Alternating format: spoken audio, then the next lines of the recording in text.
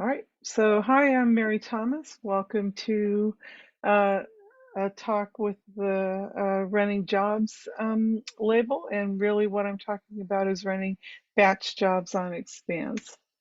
So, I have today we'll talk about how to use batch jobs to get things done on your on Expanse and other supercomputers. I'm trying to keep this talk as general as possible, but since you're all going to be working on Expanse, most of my examples involve using the Slurm job scheduler, and I'll talk about that.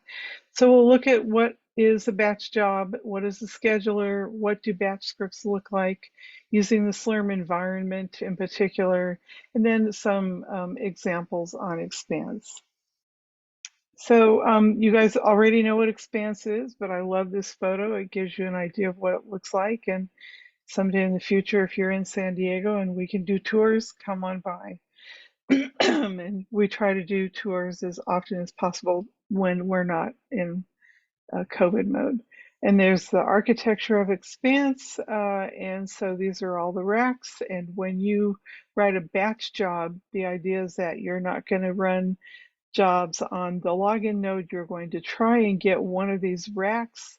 I talked about it last week. It's really hard to figure out which rack. And if all of you wanted the same rack and the same node and the same cores on that one rack, and we have 6,000 jobs, it's a contention problem. So over time, developers of these HPC systems started writing scheduling algorithms to help make that more fair and effective. So why do we need it? Well, obviously there's very cool things that you can do on a supercomputer. They're big, they're fun, they're exciting, and some are modest scale, as Bob pointed out. Expanse is designed for modest scale computing because there's more of you. You're doing really important work, but you may not need a million cores, but only 10,000 or a few thousand.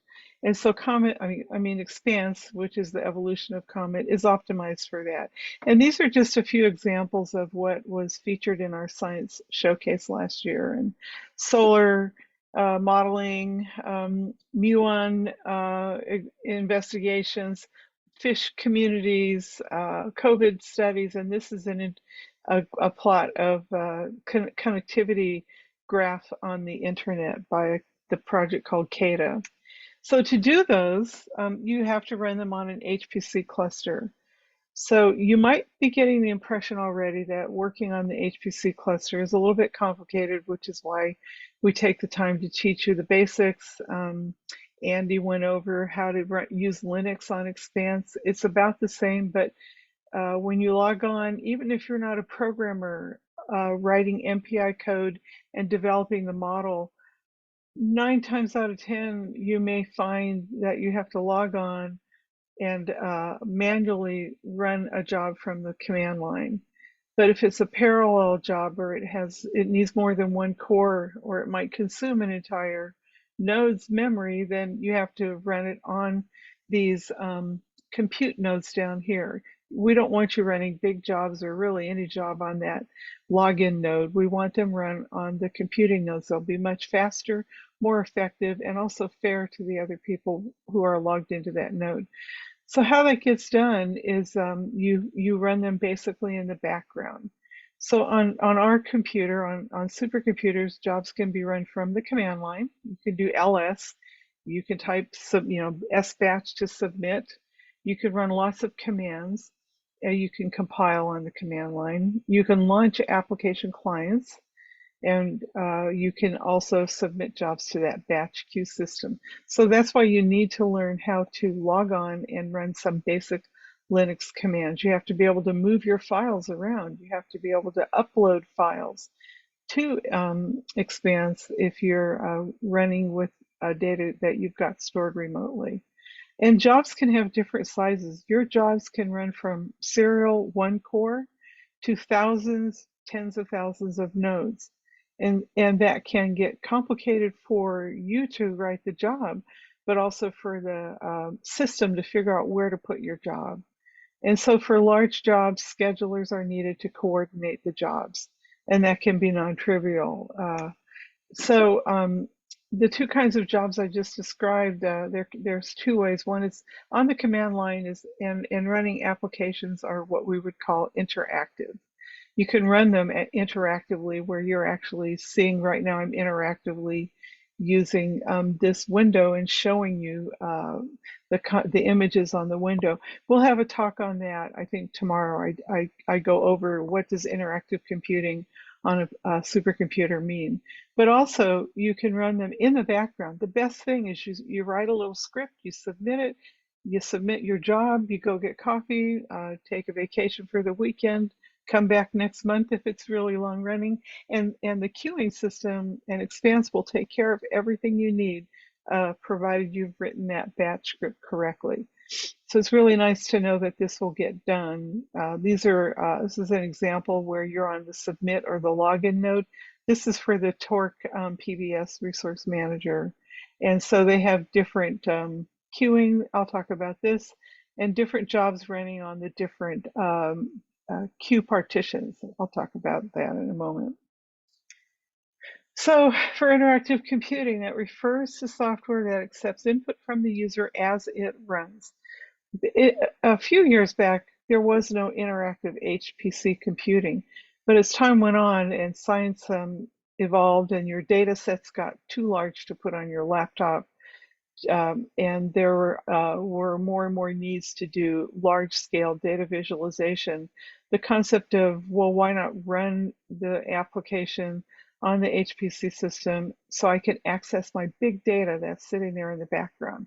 And so that's how interactive computing in HPC has evolved, and it's still evolving. But basically, you're running an application or running code real time on the compute node.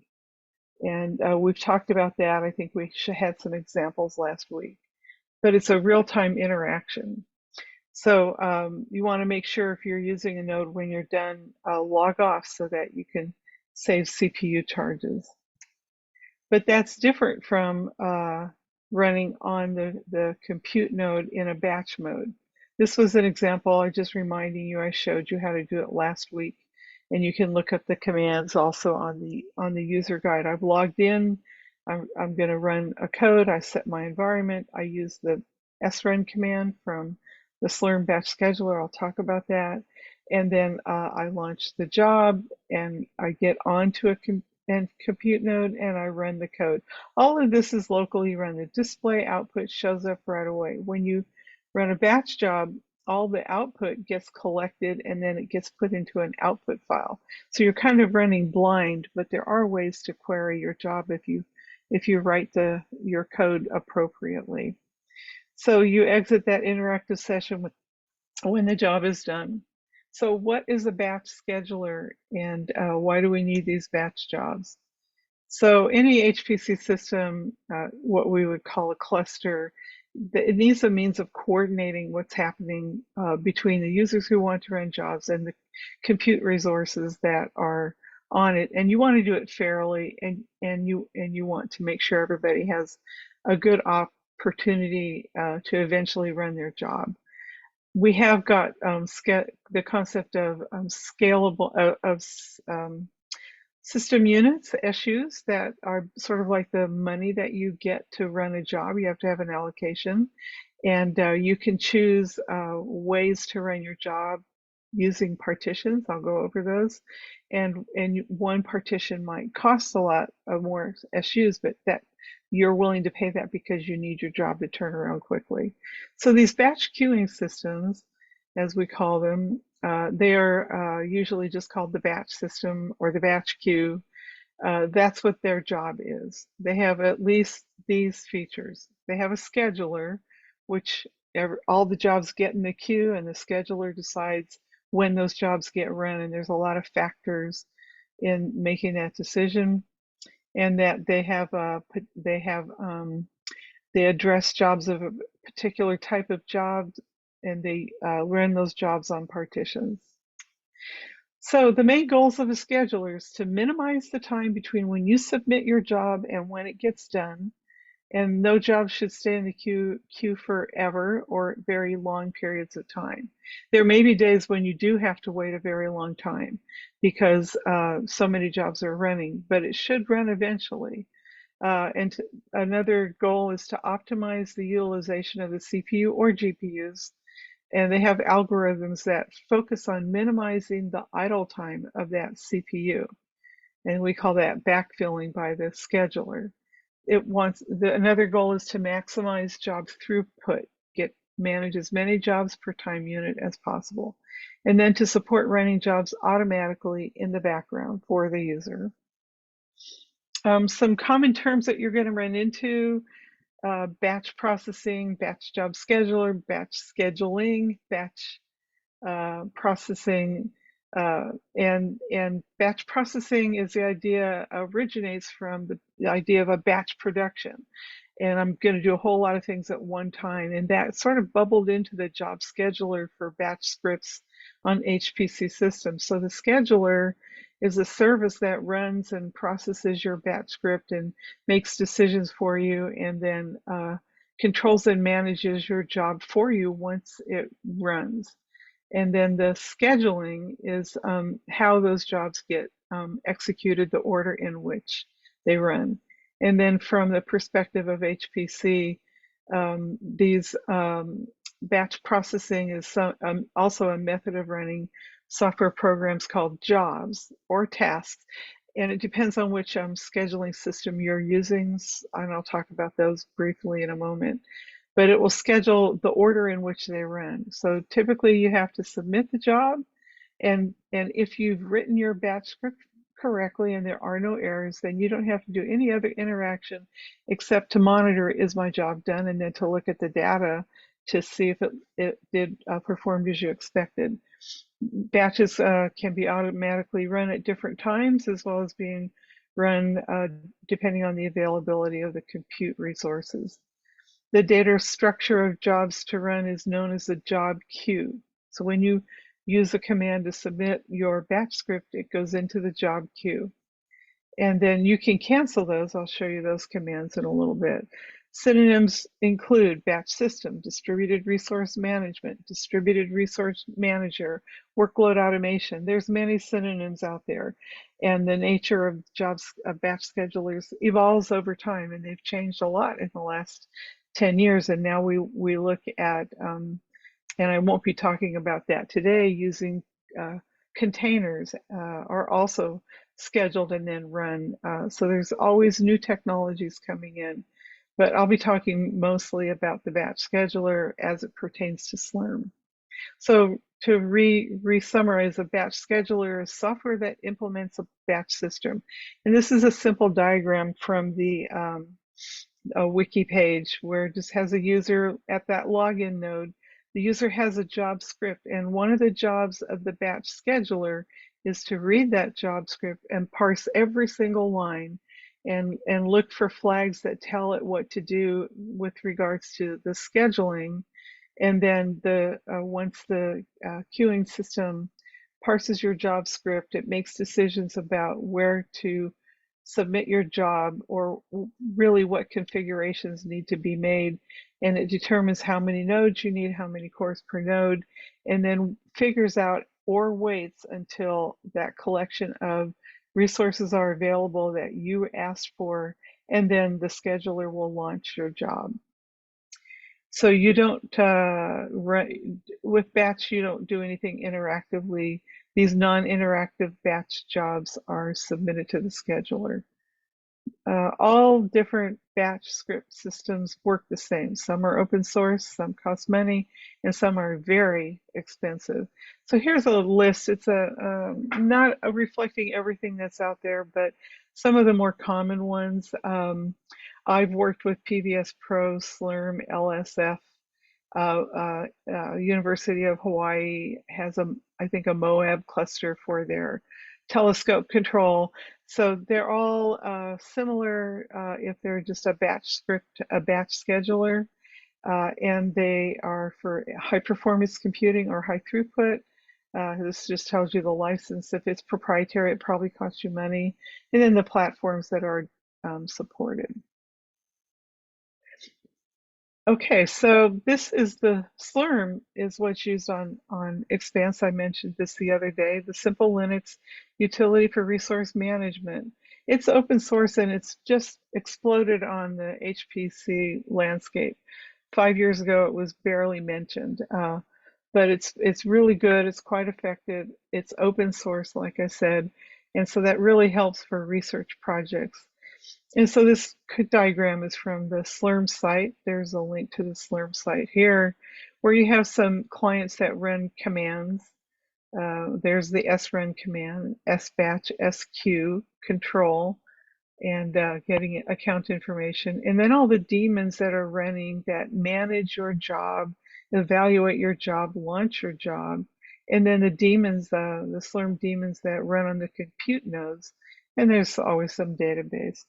Functionally, it wants to prioritize your job, decide when and where your job will start, terminate jobs when they're done, make sure the resources are appropriate, and manage the accounting. And like I said the other day, the name Slurm does indeed come from the Futurama Slurm. And if you go to a meeting where they're there in person, they give away cans of drinks called Slurm, and they're pretty bad. So they make good desktop weights. So another batch scheduler that's well known, like Slurm, is called the Portable Batch Scheduler, and now it's called Torque. It's evolved, and it's very similar. Distributed resource manager, providing control over your batch jobs. You have your user input, requesting things to be done. A server with different daemons that pick and submit and monitor the jobs that are running on what they call the execution host. That's just a node. And then the PBS mom is the monitor. And then they have a secondary server that also manages everything. So it can integrate with the Maui cluster scheduler or the commercial Moab workload manager. I believe we've used PBS on our campus cluster called TACC. I'm not TACC, excuse me. um, Stratus was one of the names, but we're moving to Slurm on that machine as well. So anyway, the other features of the PBS job scheduler, I use this a lot, so I have a few slides that kind of reveal more information.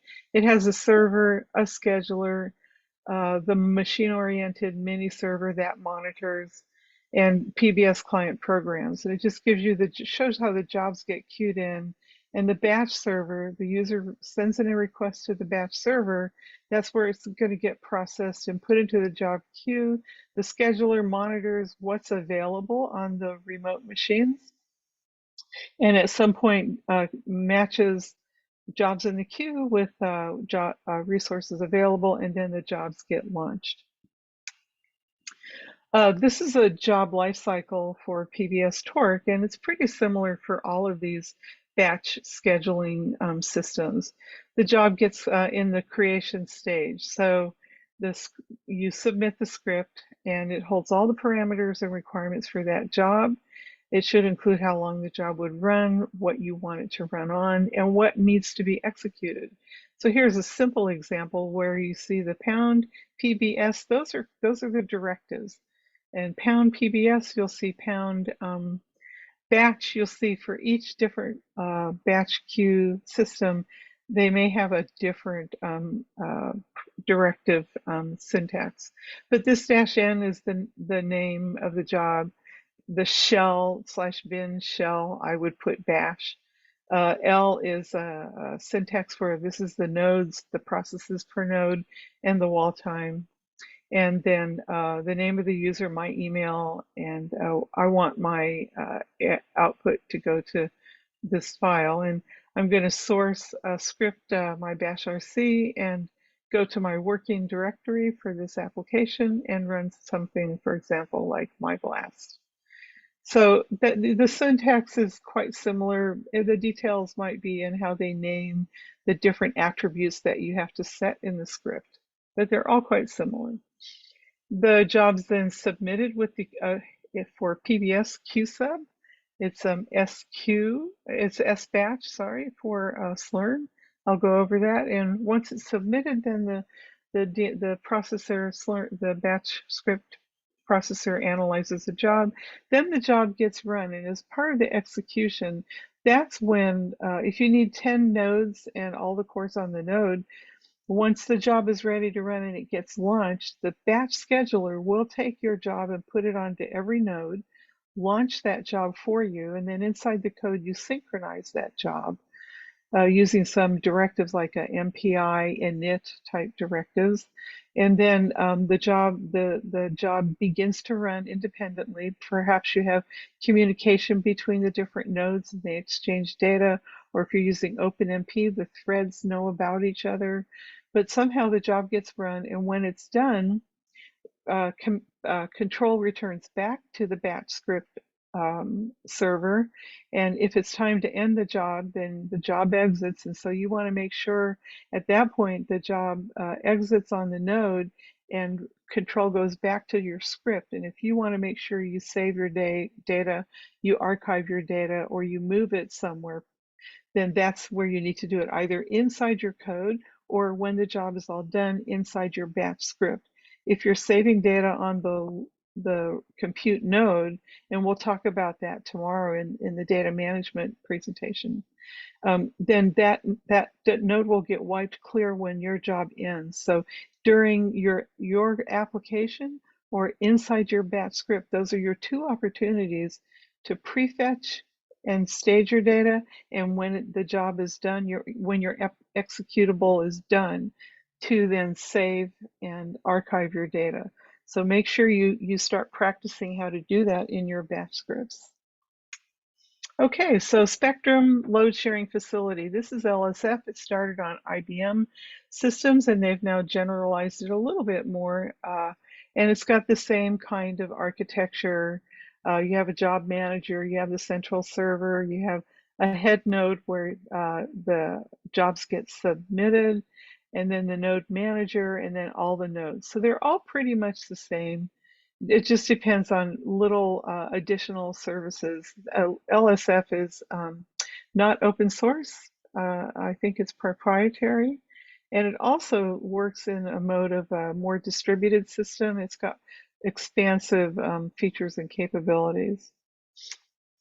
HT Condor is a system that's been around from the 20 years plus, a research project and production project at University of Wisconsin. The link is here. And they have different views into how you're going to aggregate and collect your different resources and services. And they have a service called the Matchmaker. And you might have one compute cluster and you want to use 50% of the nodes on just one cluster, or you may need 500 nodes and you're happy to use nodes from the 6 clusters that are at your university, or 6 clusters that are distributed at a consortium of universities. And HT Condor is customized to do that. And then at the end of the day, though, it's like a batch script mode. So how does the scheduler schedule jobs? This is just a little visual example to give you an idea. So simple example, we have 6 nodes, nodes 1, 2, 3, 4, 5, and 6. And we have 9 jobs.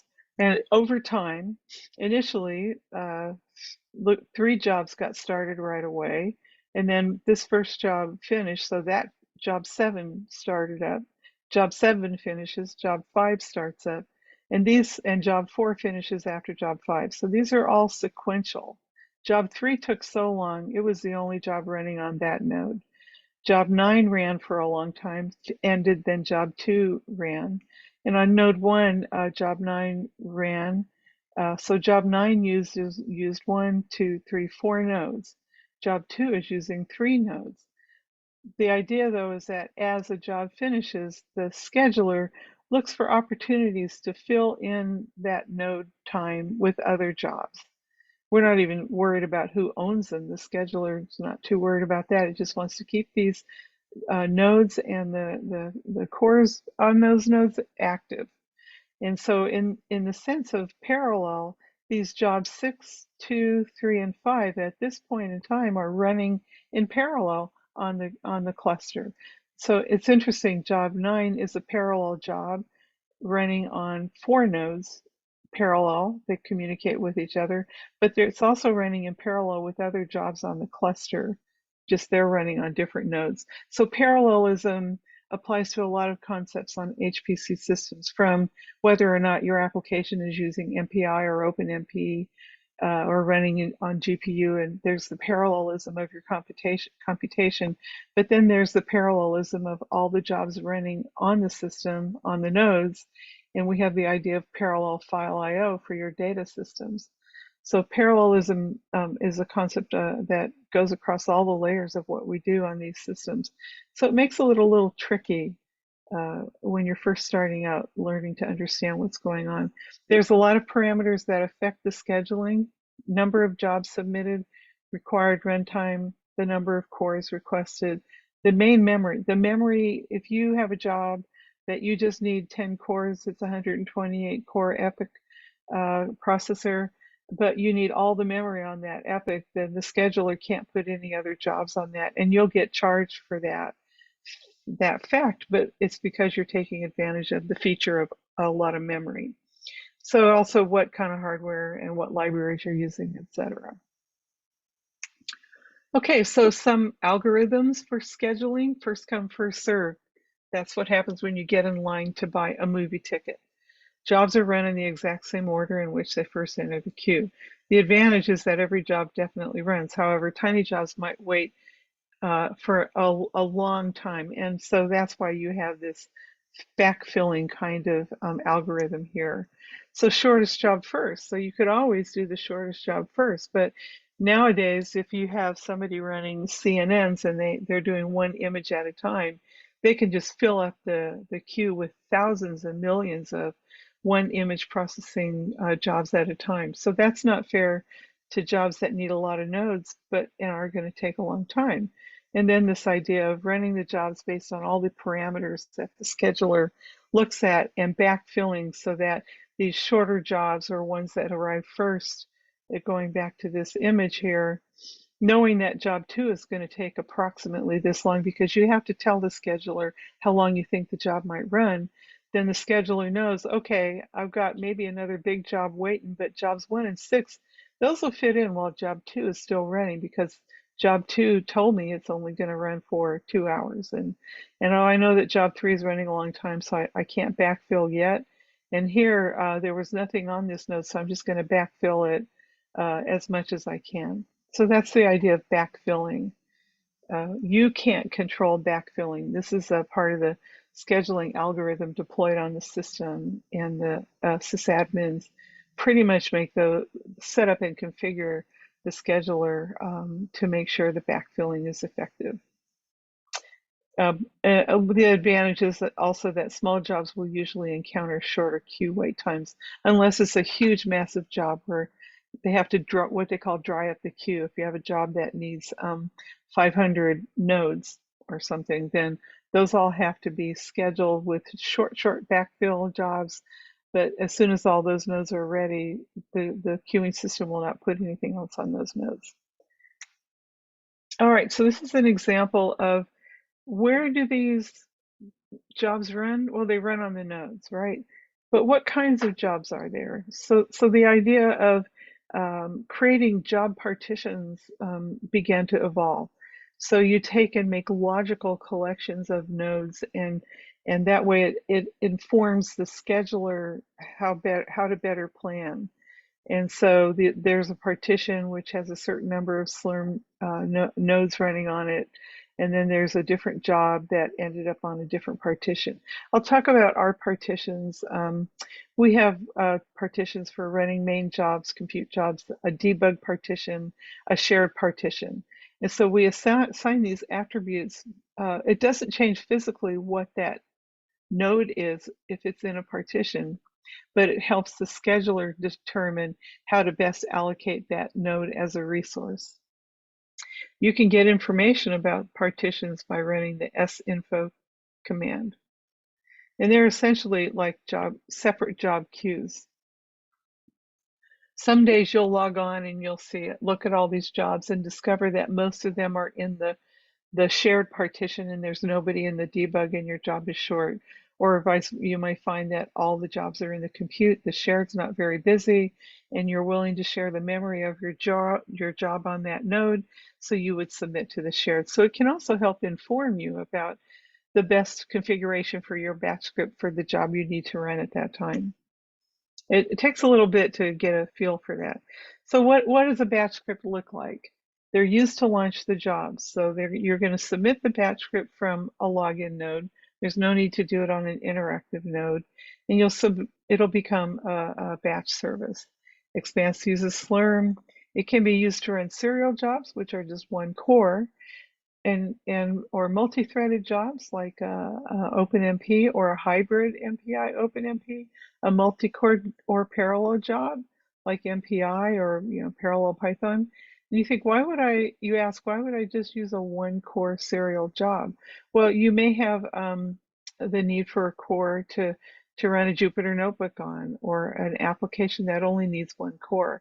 And so it's actually more common than you think. Or if you're asking for an interactive node so you can get hands-on, those are allocated through the batch queue as well. And if you don't need more than one core, don't ask for one. So there's actually quite a few one core jobs that get run. You can set parameters like the queue that you're going to pick, the partition, a time limit, the number of nodes, tasks per node, memory, and others. And you can define the job name and where the file should go, and your email address and things like that. I'll show you some examples. So the batch script contents. So this is for an example for something called MPI prime. And what you've got is the top part of the script, and it's run like a Unix bash shell script. You can use any shell environment that you want, and then you can write your script as appropriate. This section here, we're loading in the environment and dependencies, and this one is the output, the work I want to be done, what the Slurm people call job steps, or other schedulers. So this first line here has to have this exclamation point, which I learned today is called the shebang. So you learn something new every day. And that command tells the shell to run that script. So the resource request is where you'll do all the Slurm manipulation. There's that directive I told you about. This is pound SBATCH in capital letters. If you want to comment it out, put in a lot of hashtags in front of it. I found that even if you do two, the scheduler may still try to interpret what's after that. So if you want to comment, or you're testing different partitions, make sure you comment it out extensively. So in this case, we have a job name called MPI prime, and I have an output file. I'm creating the name of the output file, and I'm going to call it MPI prime. And I'm going to use an environment variable called %J. That is actually the job ID that gets built by Slurm after the job launches. I can't use it early, but I can use it once the job launches. %N, that is the name of the node, and .out. I can't use job name to build this job here because job name does not get defined until the job launches. And so it's a catch-22, a chicken versus egg problem. So you just get in the habit of, I like to name the output pretty extensively. So if you put in the job name and the node, or even you could include the date if you want to. By putting that in, it helps you manage deep studies that you're doing, and you can use that to track all the different job testing, because when you're in a develop and test cycle, you can be running hundreds of little jobs, or wanting to track them over time, over a couple of years. So you want to keep track of the job ID, especially when you start getting to the experimental phase of your work.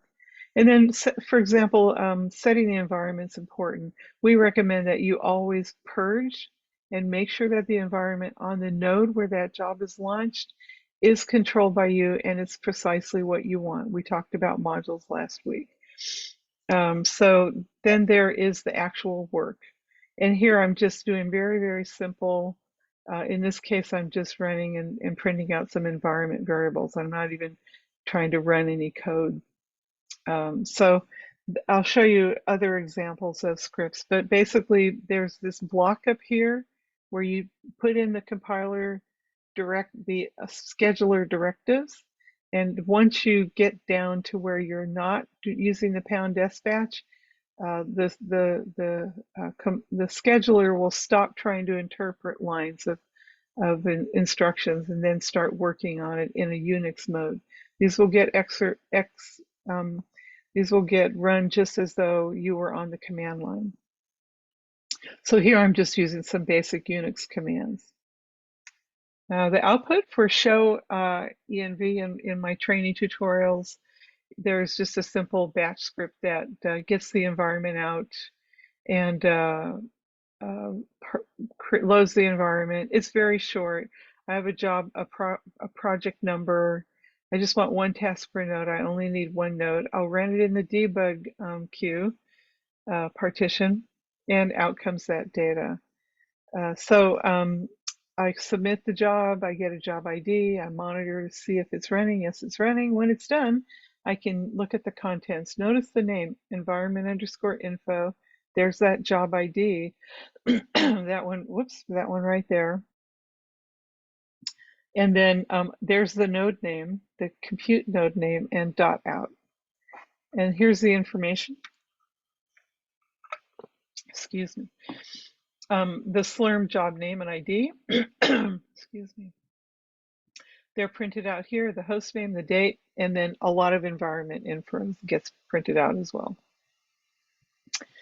I'm missing a line on the left here where it does echo out the environment that you're currently working in.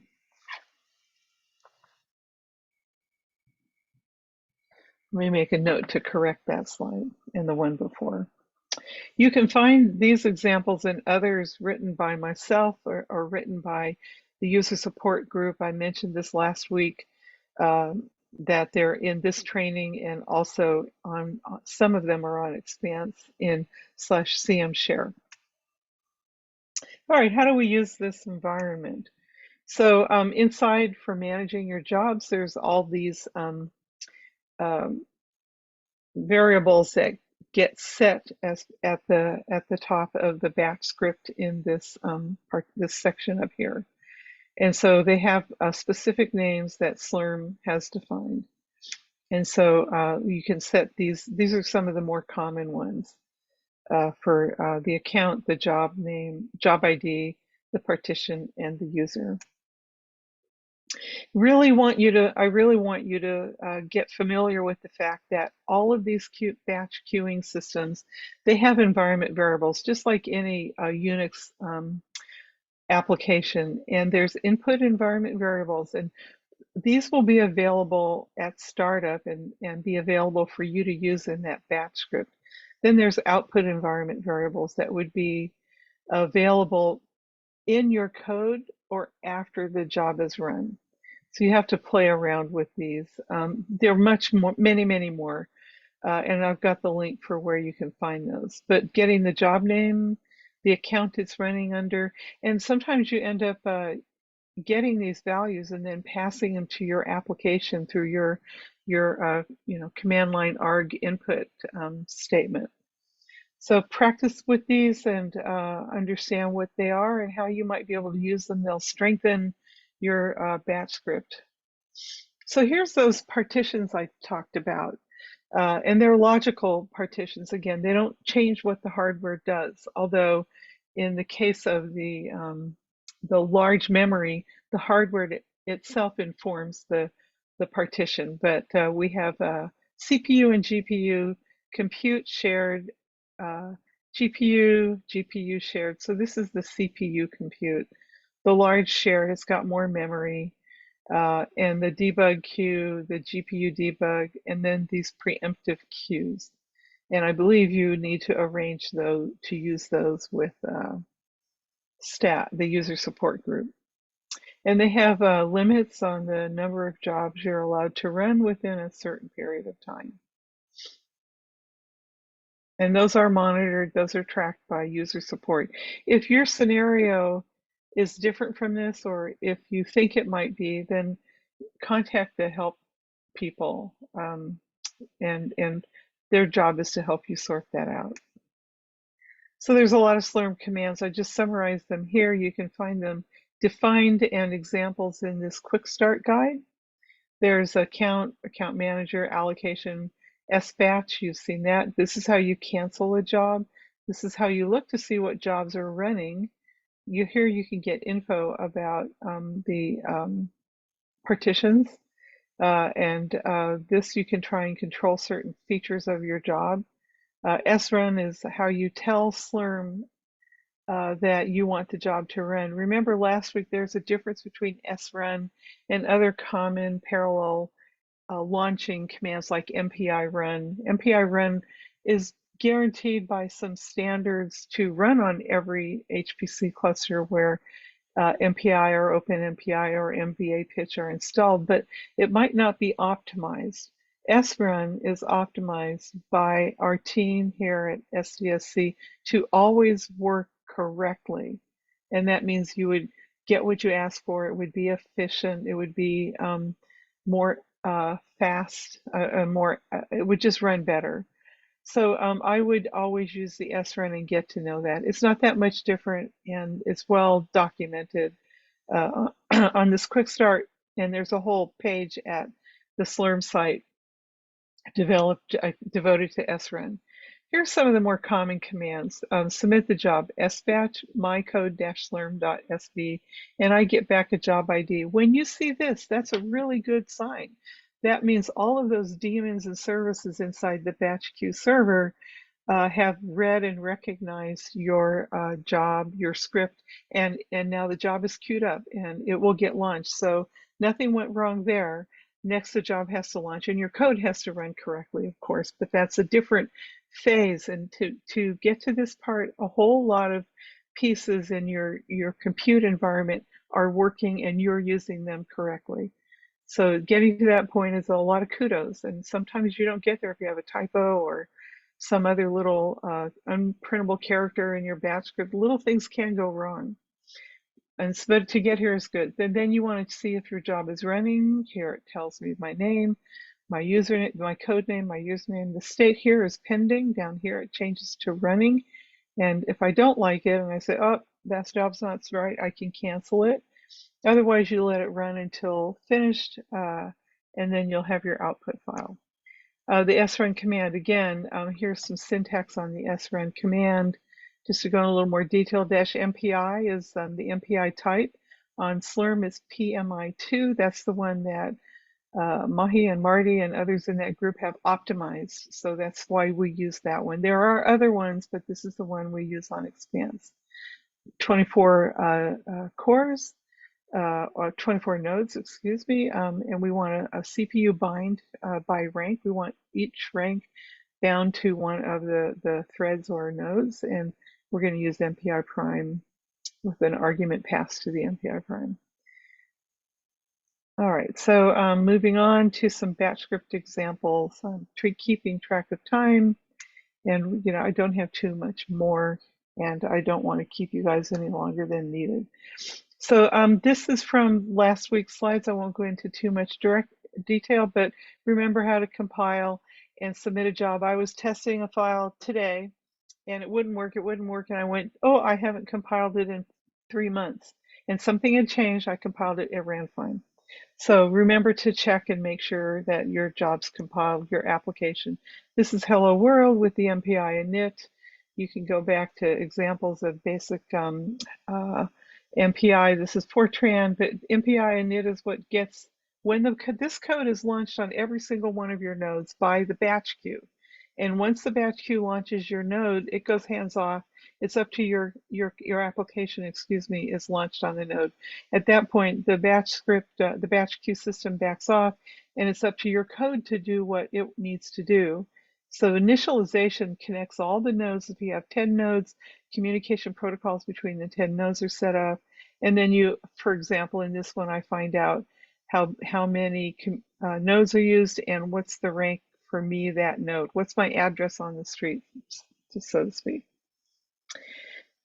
So with our pattern, I think I showed you this before, we have the README text and then Make sure that you have the right modules before you even try to compile. And then here's an example of Hello MPI Slurm with the batch script directives and the different attributes that you're trying to set, which by now I hope look a little more familiar. Whenever you see ABC123, that's not a real account. Replace that with yours. Here we're loading in the environment. And here's the srun command. Here's the output, node, the node number, and hello world.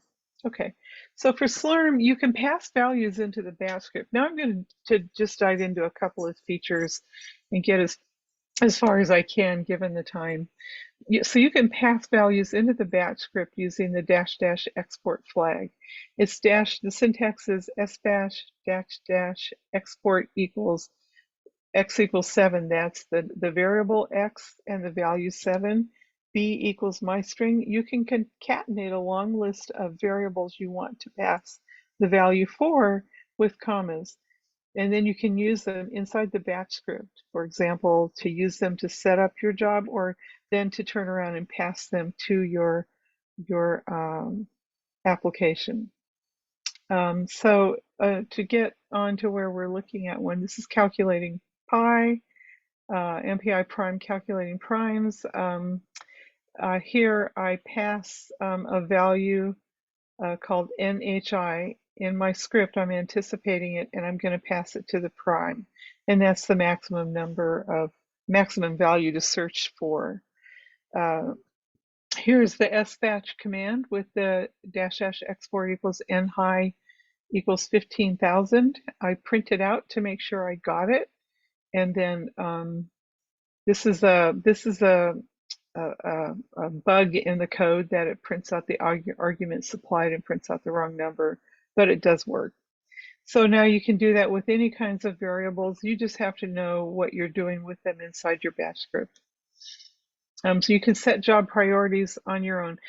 I talked a lot about how the admin people set the priorities of the queuing system, and by default Slurm does first in, first out. There's a lot of factors that affect the priority of your job.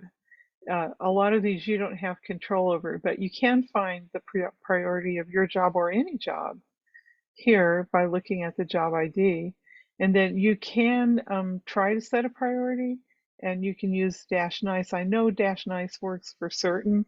And all these do, though, is affect the priority of your jobs that you currently have running. And I tried to test this morning, but it didn't finish. So the system was very busy and then getting reserved out for our class. But these two, like I said, if you submit 10 jobs and you realize job 5 needs to finish quicker, you can set dash nice for that job and give it a higher number. And then here's an example, dash nice positive number. Don't make it negative or that'll make it run later.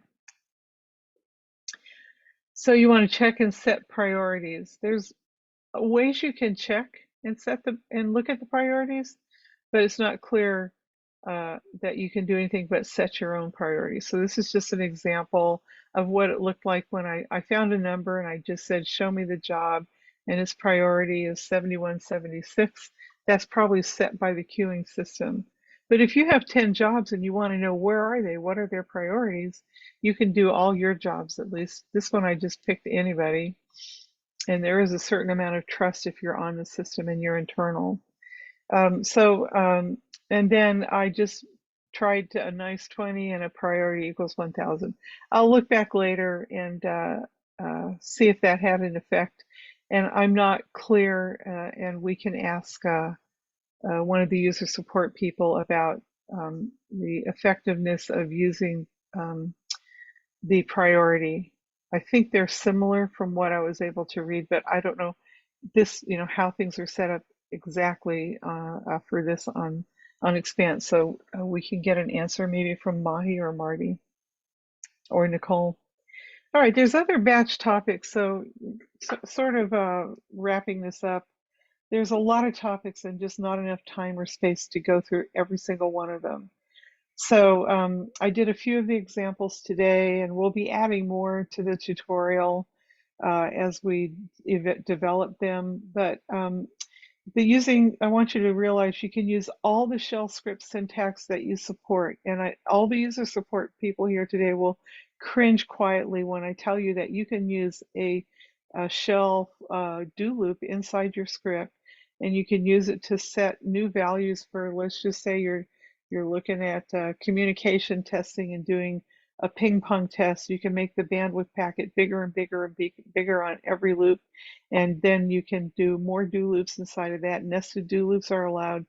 It's good in the sense that you only have to submit one job, and maybe 1,000 jobs will run doing different things for you. But that means you're occupying that node for that long, and you're going to end up getting charged for that, and maybe you don't want that to happen. So be careful how you use that, but you can use that for parametric scaling, for example, or just multiple jobs that you have configured in a script. But think hard about whether you really want to do that, because once your job launches, you won't get any output at all until the job is completely done, unless you've written your code so that it writes out data during the runtime. And that has pros and cons. If you get it written like you save some state during the runtime, then you know what happened at that point in time with your model. But it takes time to do that file I/O. So there's pros and cons to using file I/O, but a lot of models do save state during the runtime. In fact, that's the lead into backfill. So backfill is a scheduling optimization that allows the scheduler to make better use of available resources by running jobs out of order. Excuse me, the concept I was talking about was checkpointing. For a long time, many projects have been trying to develop automatic checkpointing, that sometime during your job, everything, the whole state gets saved in some magic format. But they've never been they're not easy to do. They take a long time. And I think NERSC is still working on one. But in general, what people do is they look at their model and decide, what data do I need to save at the moment in case the power goes off, my job dies for some unknown reason, I reach some condition that flags an error, something happens, I get a divide by nan and I didn't handle that error, and my job dies. If you save state, you can go back to that point in time and restart your job from that point. But at this point, most models just implement that themselves. So they know what is important for restarting. But you might think about that if you have very, very, very, very long running jobs, like a fluid flow for ocean modeling or atmospheric studies or something like that. Or astronomy, astrological calculations that might run for 2 or 3 weeks. Then you might want to save state. So there's no magic bullet for that yet that I know of, and I heard Bob talking about it a little bit today. So again, typically it's done manually. And then job dependencies. You can use those to like defer the start of a job until other things have been satisfied. And there is a capability for that in Slurm. There's a million other ways to configure and run and use your batch script. And as you explore them for your application, feel free to ask questions. So in conclusion, batch scripts are used to run these jobs, and they run them in the background for you. The good thing about that is you don't have to worry about it. You have a very smart system taking care of launching the job, running the job, wrapping everything up, grabbing all that standard error material, queue information, and putting it into an output file. The problem is that you won't see any of that output while the job is running. So if you need to know about state, save state or print out state into a file, and that's a important habit. You can develop scripts with advanced task management loops. So you can do scaling studies. And you'll use your script to stage files on and off the compute nodes. And I recommend you learn to use these environment variables and use them and import variables to your script for your model. And with that, I'm done. If there's any questions, we're at that point. So a couple of links to the Slurm and a wiki for Slurm I found useful. And then our tutorials and our training resources page, which lists not only upcoming training events, but past ones. So thank you for your time.